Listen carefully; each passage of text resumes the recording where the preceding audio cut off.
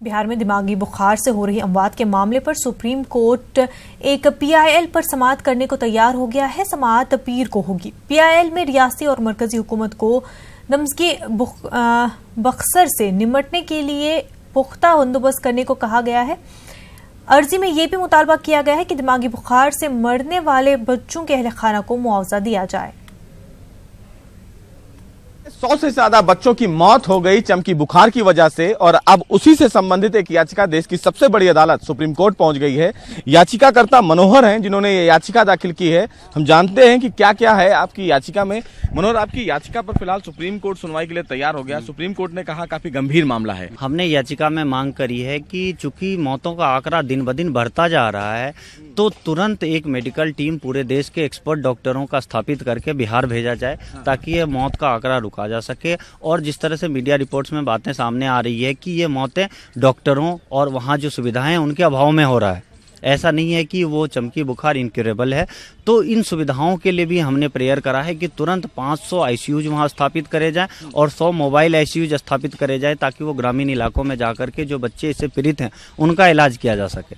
हमने यह भी प्रार्थना करी है कि जो बच्चे जिनकी मौतें ये राज्य सरकार की अनदेखी की वजह से हुई है, उनको परिवार वालों को 10 लाख रुपए मुआवजा कम से कम आर्थिक सहायता के रूप में प्रदान करी जाए। आपको लगता नहीं है मनोहर कि बिहार सरकार काफी देर से जागी? कई बच्चों की मौत हो गई, उसके बाद सीएम साहब गए, वहां पे केंद्रीय मंत्री गए, लेकिन अगर ये समय रहते कार्रवाई की जा सकती थी तो इतनी बड़ी जो चीजें घटना हुई है वो ना होने पाती।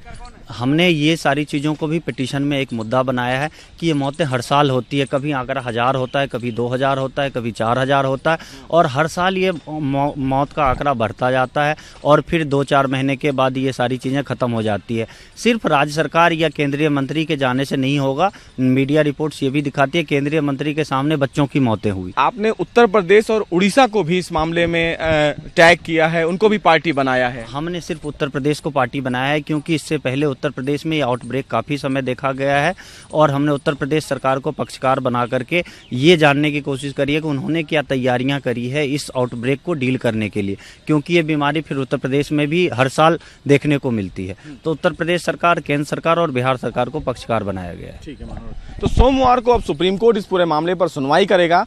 तमाम चीजें फिलहाल अपनी याचिका में उन्होंने कहा है कि मोबाइल आईसीयू बढ़ाया जाए, कंपनसेशन दिया जाए और एक तैयारी की जाए। एक स्टडी की जरूरत है कि जो मौतें हो रही हैं वो किन कारणों से हो रही है। राज्य सरकार को इस पूरे मामले में एक कदम उठाने की जरूरत है। तो अब देखना यह है कि जब सोमवार को सुप्रीम कोर्ट इस पूरे मामले पर सुनवाई करेगा तो बिहार सरकार अपना क्या कुछ जवाब सुप्रीम कोर्ट में दाखिल करती है। कैमरामैन अंकित के साथ सुशील पांडे, न्यूज़ 18 दिल्ली। कांग्रेस लीडर शकील अहमद खान ने बिहार में बच्चों की अमवात को लेकर बिहार हुकूमत पर निशाना साधा है। उन्होंने कहा कि बच्चों की मौत हो रही है और सरकार की नींद 22 दिन बाद खुली है। उन्होंने मजीद कहा कि बिहार में गुज़िश्ता कई सालों से डॉक्टरों की बहाली नहीं हुई है। न्यूज़ 18 नुमाइंदे ने शकील अहमद से खास बातचीत की। बिहार में चमकी बुखार से मारे जा रहे बच्चों की संख्या लगातार बढ़ती जा रही है। बात करने के लिए हमारे साथ कांग्रेस के विधायक। सर, क्या लगता है सरकार ये इतनी देरी करने के पीछे क्या वजह थी? सरकार निष्प्राण हो चुकी है। 22 दिन के बाद प्रदेश के मुखिया को फुर्सत मिली और प्रदेश के मुखिया और उप जो मुख्यमंत्री हैं दोनों को, माननीय सुशील मोदी जी को भी, दोनों को फुर्सत मिली। उसके पहले जो सेंट्रल की टीम गई थी हेल्थ मिनिस्टर्स की, उन्होंने भी कुछ नहीं किया। बेसिक इंफ्रास्ट्रक्चर नहीं है। ये पहले से भी बिहार की सूरत हाल पिछले सुशासन के राज में ये सब चीज़ें चल रही हैं। तो अति संवेदनशील इशू पे भी असंवेदनशीलता की प्रकाष्ठा हुई है बिहार में। लेकिन सवाल ये कि सर हर साल इस तरह की बीमारी या हम कह सकते हैं बुखार की जो खबरें हैं वो आती रहती है, लेकिन सरकार क्यों नहीं चेतती थी पिछली घटना को देखते? 1990 के बाद से वहाँ कांग्रेस की सरकार नहीं है, लालू प्रसाद जी और नीतीश की सरकार है। तो और 15 साल से तो नीतीश जी की है और नीतीश जी की सरकार भारतीय जनता पार्टी के साथ है। तो आप समझ लीजिए कितनी कैसी संवेदनशीलता है कि जहां बच्चे इतने डेथ हो जाएं। इन सबको पता है कि बिहार के जो हॉस्पिटल्स हैं वहाँ इंफ्रास्ट्रक्चर नहीं है, बेड है तो पंखा नहीं है, पंखा है तो दवाई नहीं है, दवा है तो डॉक्टर्स नहीं है। पिछले 20-25 सालों से डॉक्टरों की बहाली नहीं हुई है।